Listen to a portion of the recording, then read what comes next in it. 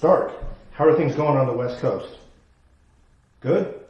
Getting better, huh? All right. Well, I'm about to do story time with the kids, so good luck, and all of you have your assignments. Take care. Hey, everybody. Welcome to another story time with Captain America. We've got 3 stories here today for you. First one is going to be Bath Time for Chickies. Second one is going to be Dragon Post. And the third one, Frog and Toad, our friends. I'm looking forward to reading these with you, and I hope that you have a great time. For those of you struggling just a little bit with all this craziness, hang in there. Things are getting better every day. So the first story, Bath Time with Chickies, by Jane Trasler. Look at all this grime and grub. Dirty chickies need a scrub. Bath time for the... No thanks, pig. No bath today. We'd really rather stay and play. Wash these tummies, wash those ears. Wash your fronts and wash your rears. Are you all through now? What's that noise? We're not done. We need more toys. Once they're clean and fluffy too, what will little chickies do? P.U. Something smelly, oh my gosh, stinky chickies need a wash. Bath time for them? No bath today, no thank you cow. We're not that dirty anyhow. Wash your feathers, wash your wings. Wash your feet and other things. Are you finished? Any troubles? We're not done. We need more bubbles. Once they're done, once they're clean and smell sweet too, what will little chickies do? Ooh, cupcake frosting, pink and green. Sticky chickens need a clean. Bath time for the... No thanks, sheep. No bath today. We just had one anyway. Wash your beaks, wash your faces, wash your backs, and other places. Are you all squeaky clean? I hope. We're not done. We need more soap. Once they're clean and shiny too, what will chickies do? They went back in the mud. Look at that. I bet you some of you parents know how that feels with your little ones. Woohoo! Everybody was having fun in that book. Bath Time for Chickies.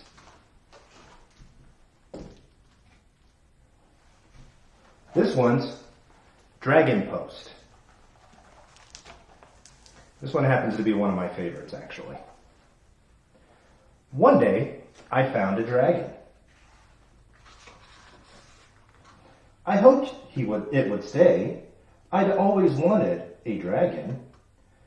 But this little dragon looked like it might set fire to the house. So I did the obvious thing. I wrote the fire brigade. They would know what to do. Finally, I got a letter back. Let's see what the letter says. I dried it off and opened it up. Urgent, dear Alex.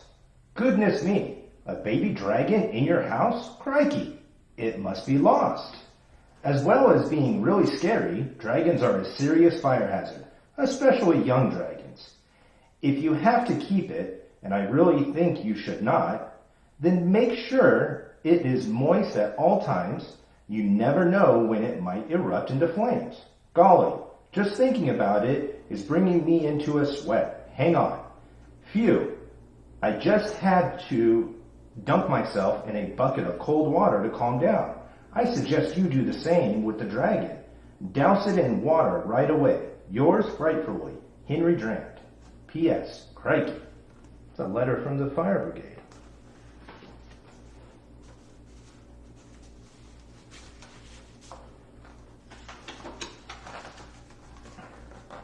So I did as I was told. The dragon loved it.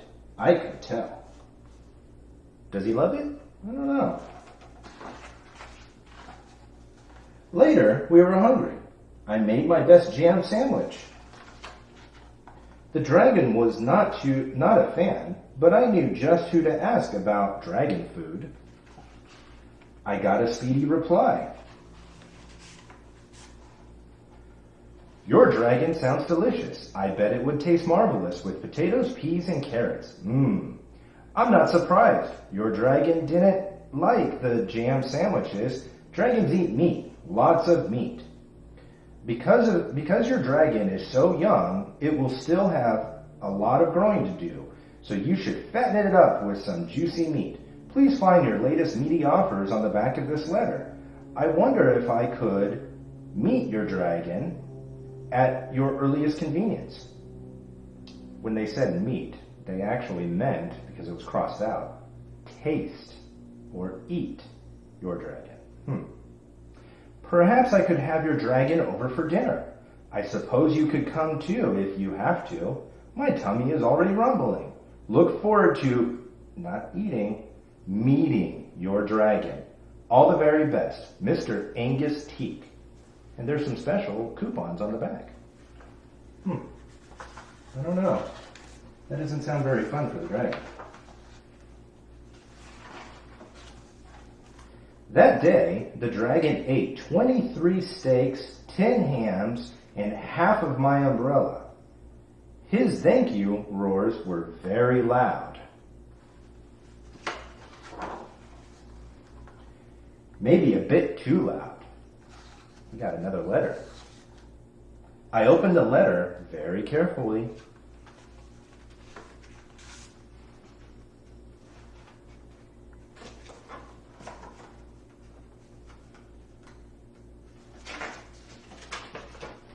What does it say? Dear Master Alexander of Draco Way, we are writing you as legal representatives for your neighbor, Miss Arabelle Smirk. We must complain in the strongest possible terms about the heat, smoke, and very importantly, terrifying roar coming from your home. Our client is not sure what you are up to, but it must be something very naughty, and whatever it is, she wholeheartedly does not approve. It is so noisy that it is upsetting her rock collection and making her potted plants very sad. Our client does not like this very much. Please take steps to correct this problem as soon as possible. Understand that if you don't, we will be taking further action. Yours legally, Petra Dante. That sounds very serious. Let's see what happens. We said sorry to the next door, and my dragon tried to be quiet. But it's hard when you're growing so big in such a little house.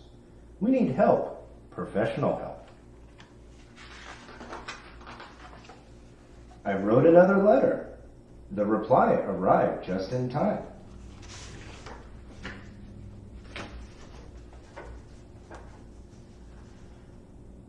Dear Alex, thank you very much for your letter. How exciting to have such a rare and endangered species living with you. Everyone here at World Animal Welfare is very jealous. We hope that your home is large enough to accommodate this young dragon. Dragons can grow very big, very quickly indeed. We recommend a large property, perhaps a castle. It is important that your dragon has enough room to move around. Freely, we think he may be suffering from cramped indoors ivitis, which can be terrible for dragons. We prescribe that you take your dragon for one flight every day. Working together, we can protect the world animal kingdom. Yours wildly, Bernard East. P.S. Sorry about the bite marks. A tiger has just paid us an unexpected visit. bite marks on this letter. Wow. And it was a tiger.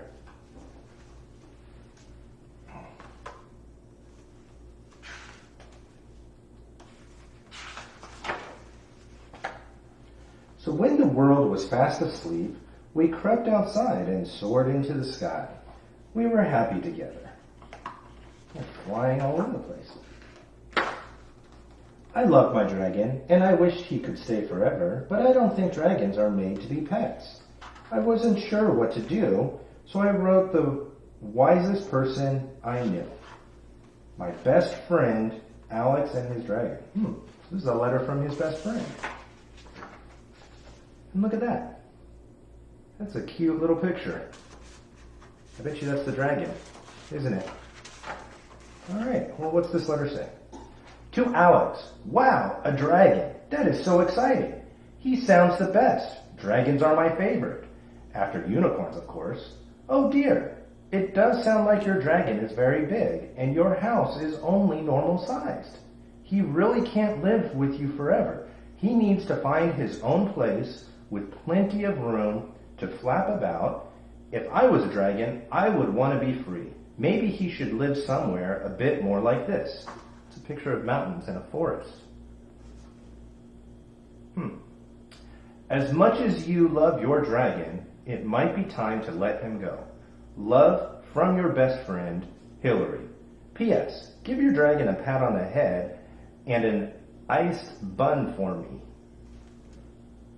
It's a sweet. All right. So let's see what happens to the dragon. I showed my dragon the letter, and he beamed and sparkled. We spent a final day together. We didn't want to say goodbye, but we knew it was the right thing to do.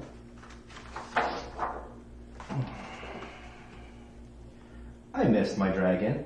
I would never forget him. I hoped he would never forget me. Then one day, I got some post, and it was Dragon Post.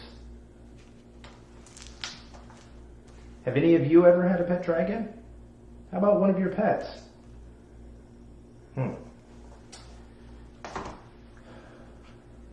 Next book is Frog and Toad Are Friends. This book doesn't have very many pictures, so I'm going to read, and as a picture comes up, I'll show it to you. Frog and Toad Are Friends by Arnold Lobel.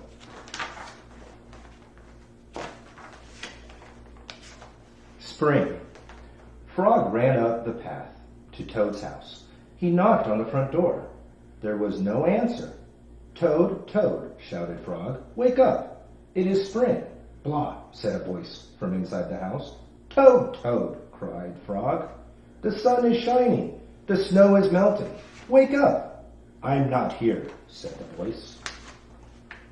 Frog walked into the house. It was dark. All the shutters were closed. Toad, where are you? Called Frog. Go away, said the voice. From a corner of the room, Toad was lying in bed. He had pulled the covers over his head. Frog pushed Toad out of the bed.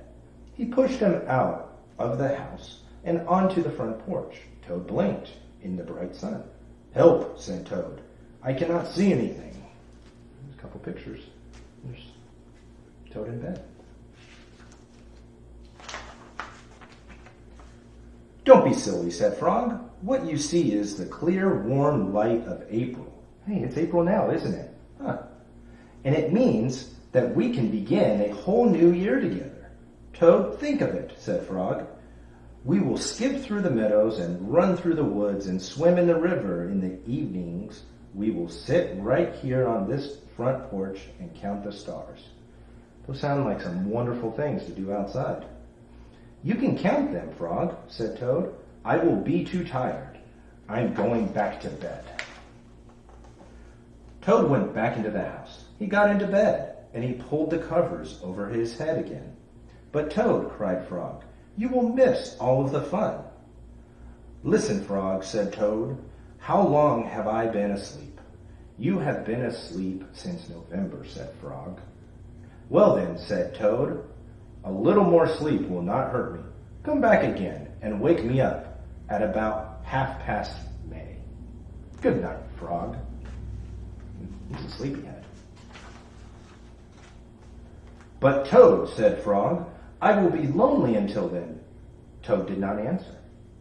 He said he had fallen asleep. Frog looked at Toad's calendar. The November page was still on top. Frog tore off the November page. He tore off the December page and the January page, the February page, and the March page. He came to April page. Frog tore off April page too. One day in summer, Frog was not feeling well. Toad said, Frog, you are looking quite green. But I always look green, said Frog. I am a frog. Today you look very green, even for a frog, said Toad. Get into my bed and rest. Toad made Frog a cup of hot tea. Frog drank the tea, and then he said, tell me a story while I am resting. All right, said Toad. Let me think of a story to tell you. Toad thought and thought, but he could not think of a story to tell Frog. I will go out on the front porch and walk up and down, said Toad. Perhaps that will help me think of a story. Toad walked up and down on the front porch for a long time, but he could not think of a story to tell Frog. Then Toad went into the house and stood on his head. Why are you standing on your head? Asked Frog. I hope that if I stand on my head, it will help me to think of a story, said Toad. Toad stood on his head for a long time, but he could not think of a story to tell Frog. Then Toad began to bang his head against the wall. Why are you banging your head against the wall? Asked Frog. I hope that if I bang my head against the wall hard enough, it will help me to think of a story, said Toad. I am feeling much better now, Toad, said Frog. I do not think I need a story anymore. Then you get out of bed and let me get into bed, said Toad, because now I feel terrible, Frog said. Would you like me to tell you a story, Toad? Yes, said the Toad, if you know one. Once upon a time, said Frog, there were two good friends, a frog and a toad. The frog was not feeling well. He asked his friend the toad to tell him a story. The toad could not think of a story. He walked up and down the porch, but he could not think of a story. He stood on his head, but he could not think of a story. He poured water over his head, but he could not think of a story. He banged his head against the wall, but he still could not think of a story. Then the toad did not feel so well, and the frog was feeling better. So the toad went to bed, and the frog got up and told him his story. The end. How was that, Toad? Said Frog, but Toad did not answer. He had fallen asleep. A lost button. Toad and Frog went for a walk. They walked across a large meadow. They walked in the woods. They walked along the river. At last they went back home to Toad's house. Oh, drat, said Toad. Not only do my feet hurt, but I have lost one of my buttons on my jacket. Don't worry, said Frog. We will go back to all the places where we walked. We will soon find your button. They walked back to the large meadow. They began to look for the button in the tall grass. Here is your button, cried Frog. That's not my button, said Toad. That button is black. My button was white. Toad put the black button in his pocket. A sparrow flew down. Excuse me, said the sparrow. Did you lose a button? I found one. That is not my button, said Toad. That button has 2 holes. My button had 4 holes. Toad put the button with 2 holes in his pocket. They went back to the woods and looked on the dark paths. Here is your button, said Frog. That is not my button, cried Toad. That button is small. My button was big. Toad put the small button in his pocket. A raccoon came out from behind a tree. I heard that you were looking for a button, he said. Here is one that I just found. That is not my button, wailed Toad. That button is square. My button is round. Toad put the square button in his pocket. Frog and Toad went back to the river. They looked for the button in the mud. Here is your button, said Frog. That is not my button, shouted Toad. That button is thin. My button is thick. Toad put the thin button in his pocket. He was very angry. He jumped up and down and screamed, "The whole world is covered with buttons, and not one of them is mine." Toad ran home and slammed the door. There on the floor he saw his white, four-holed, big, round, thick button. "Oh," said Toad, "it was here all the time. What a lot of trouble I have made for Frog." Toad took all of the buttons out of his pocket. He took his sewing box down from the shelf. Toad sewed the buttons all over his jacket. The next day, Toad gave his jacket to Frog. Frog thought that it was beautiful. He put it on and jumped for joy. None of the buttons fell off. Toad had sewed them on very well. A swim.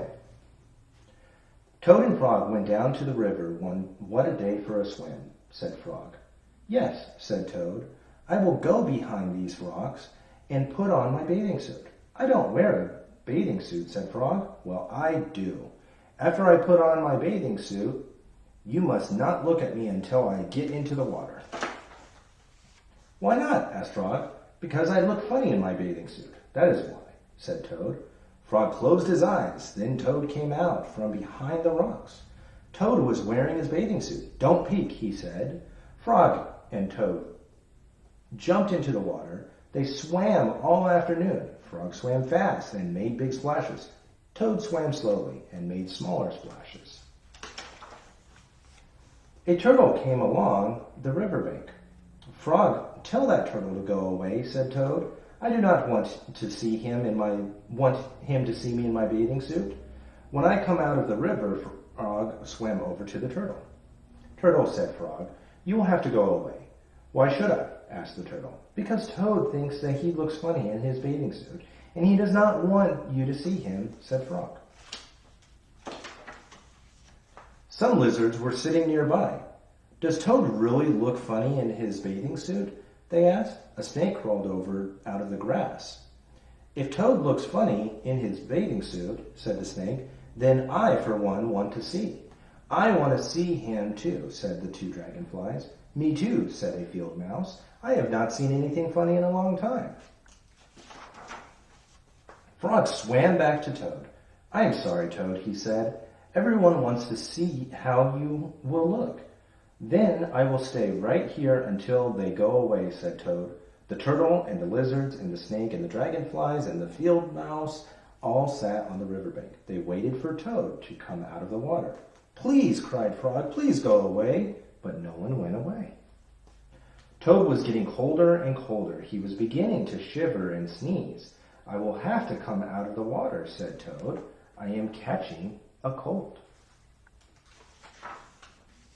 Toad climbed out of the river. The water dripped out of his bathing suit and down onto his feet. The turtle laughed, lizard laughed, the snake laughed, the field mouse laughed, and Frog laughed. That's not very nice. "What are you laughing at, Frog?" said Toad. "I'm laughing at you, Toad," said Frog, "because you do look funny in your bathing suit." "Of course I do," said Toad. Then he picked up his clothes and he went home. The letter. Toad was sitting on his front porch. Frog came along and said, "What is the matter, Toad? You are looking sad." "Yes," said Toad, "this is my sad time of the day. It is the time when I wait for the mail to come. It always makes me very unhappy." "Why is that?" asked Frog. "Because I never get any mail," said Toad. "Not ever?" said Frog. "No, never," said Toad. "No one has ever sent me a letter. Every day my mailbox is empty. That is why waiting for the mail is a sad time for me." Frog and Toad sat on the porch, feeling sad together. Then Frog said, "I have to go home now, Toad. There is something that I must do." Frog hurried home. He found a pencil and a piece of paper. He wrote on the paper. He put the paper in an envelope. On the envelope, he wrote, "A letter for Toad." Frog ran out of his house. He saw a snail that he knew. "Snail," said Frog, "please take this letter to Toad's house and put it in the mailbox." "Sure," said the snail, "right away." Then Frog ran back to Toad's house. Toad was in bed, taking a nap. "Toad," said Frog, I think you should get up and wait for the mail some more. No, said Toad. I'm tired of waiting for the mail. Frog looked out the window at Toad's mailbox. The snail was not there yet. Toad, said Frog, you never know when someone may send you a letter. No, no, said Toad. I do not think anyone will ever send me a letter. Frog looked out of the window. The snail was not there yet. But Toad, said Frog, someone may send you a letter today. Don't be silly, said Toad. No one has ever sent me a letter before, and no one will send me a letter today. Frog looked out the window. The snail was still not there. Frog, why do you keep looking out of the window? Asked Toad. Because I'm waiting for the mail, said Frog. But there will not be any mail, said Toad. Frog and Toad waited a long time.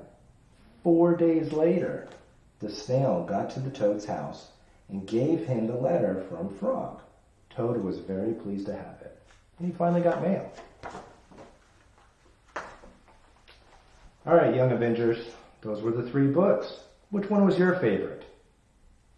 Please, continue to listen to your parents, and always do good, and take care of your little brothers, your little sisters, or even your parents. All right? With that said, Captain America, signing off.